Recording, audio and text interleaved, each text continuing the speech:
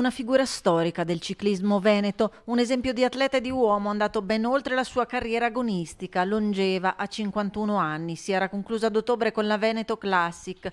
Proprio oggi avrebbe dovuto incontrarsi con il sindaco di Lonigo, dove vive la famiglia, per organizzare la festa di fine carriera. Proprio oggi pomeriggio eravamo in attesa di incontrarci con Davide, che era qui in questi giorni, e con suo fratello Carlo per organizzare la festa, diciamo, di fine carriera, che era prevista per aprile dell'anno prossimo, quindi in primavera.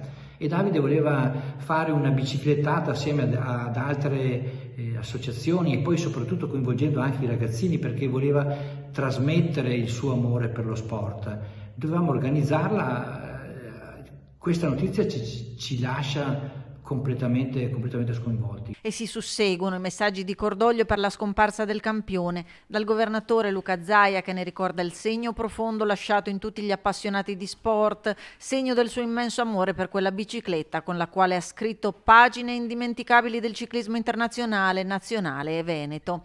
Campione di forza e perseveranza, ha ricordato il presidente della provincia di Vicenza Francesco Rucco, che dal 1992, anno in cui è diventato professionista, non ha mai smesso di correre e vincere, dimostrando cosa sia la passione per la bicicletta, quella stessa passione per cui sarà ricordato, che avrebbe ancora voluto trasmettere alle nuove generazioni.